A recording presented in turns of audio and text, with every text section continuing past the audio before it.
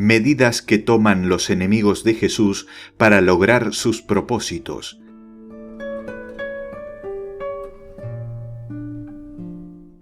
Anás y Caifás fueron informados en el acto del prendimiento de Jesús y empezaron a disponerlo todo. En su casa reinaba gran actividad. Las salas estaban iluminadas, las entradas con vigilantes. Los mensajeros corrían por la ciudad para convocar a los miembros del consejo, a los escribas y a todos los que debían tomar parte en el juicio. Muchos habían estado aguardando en casa de Caifás el resultado. Los ancianos de los diferentes estamentos acudieron también. Como los fariseos, saduceos y herodianos de todo el país se habían congregado en Jerusalén con motivo de la fiesta, y desde hacía tiempo se albergaban propósitos contra Jesús por parte de todos ellos y del gran consejo, el sumo sacerdote convocó a los que tenían más odio contra nuestro Señor, con la orden de reunir y aportar todas las pruebas y testimonios posibles para el momento del juicio.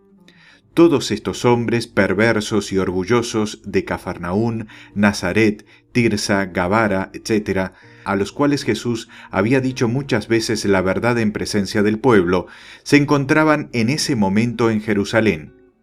Cada uno buscaba entre la gente de su país que había acudido a la fiesta, algunos que, por dinero, quisieron presentarse como acusadores contra Jesús. Pero todo, excepto algunas evidentes calumnias, se reducían a repetir las acusaciones que Jesús tantas veces había rebatido en las sinagogas.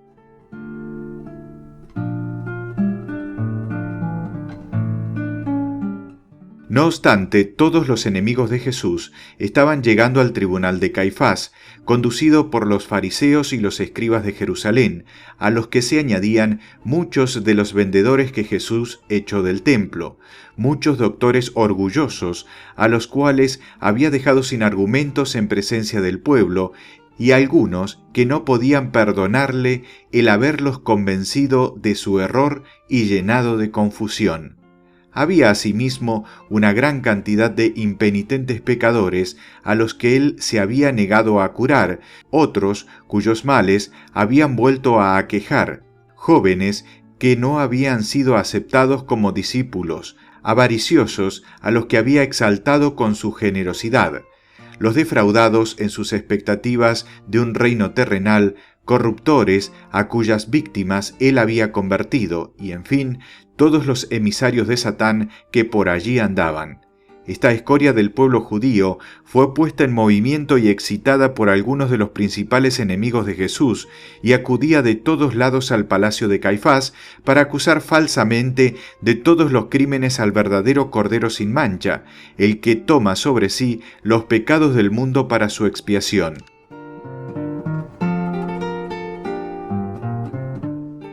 Mientras esta turba impura se agitaba, mucha gente piadosa y amigos de Jesús estaban desconcertados y afligidos, pues no sabían el misterio que se iba a cumplir.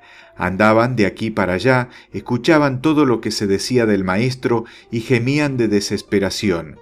Si hablaban, los echaban; si callaban, los miraban de reojo; otros vacilaban y se escandalizaban. El número de los que perseveraban era pequeño, caminaban tristes y abatidos y sufrían en silencio. Entonces sucedía lo mismo que sucede hoy.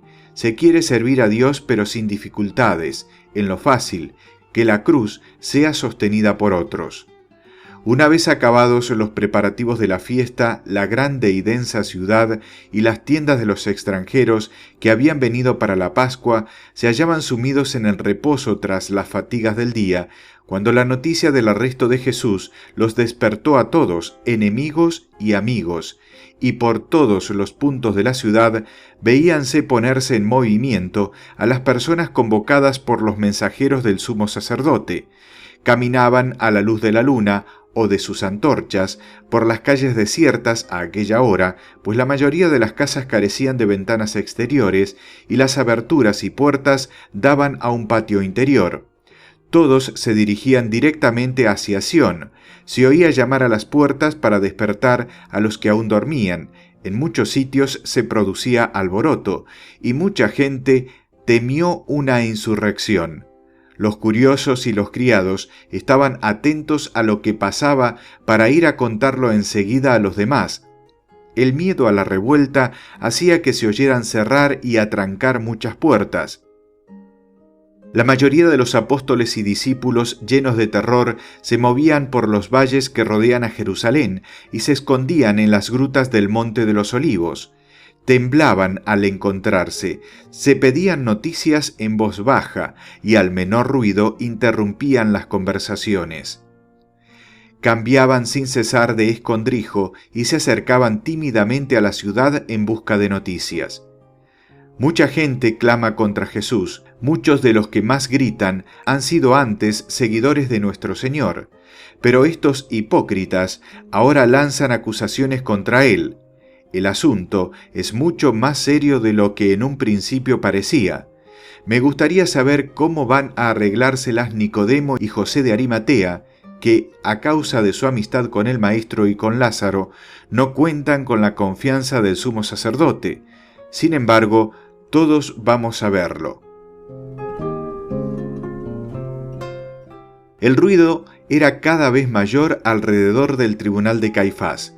Esta parte de la ciudad está inundada de luz de las antorchas y las lámparas. Los soldados romanos no intervienen en nada de lo que está pasando. No comprenden la excitación de la gente, pero han reforzado la vigilancia y doblado las guardias. Alrededor de Jerusalén se oían los berridos de los muchos animales que los extranjeros habían traído para sacrificar. Inspiraba una cierta compasión el balido de los innumerables corderos que debían ser inmolados en el templo al día siguiente. Uno solo iba a ser ofrecido en sacrificio sin abrir la boca, semejante al cordero al que conducen al matadero y no se resiste. El Cordero de Dios, puro y sin mancha, el verdadero Cordero Pascual, el propio Jesucristo.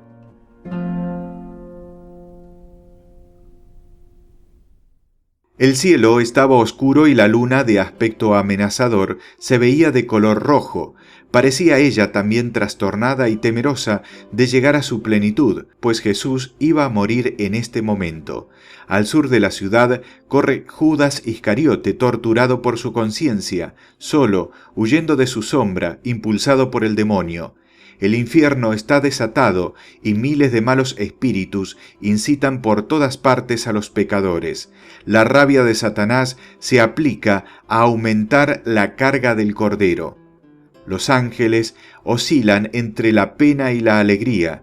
Quisieran postrarse ante el trono de Dios y obtener su permiso para socorrer a Jesús, pero solo pueden adorar el milagro de la divina justicia y de la misericordia de Dios, que está en el cielo desde la eternidad y que ahora todo debe cumplirse.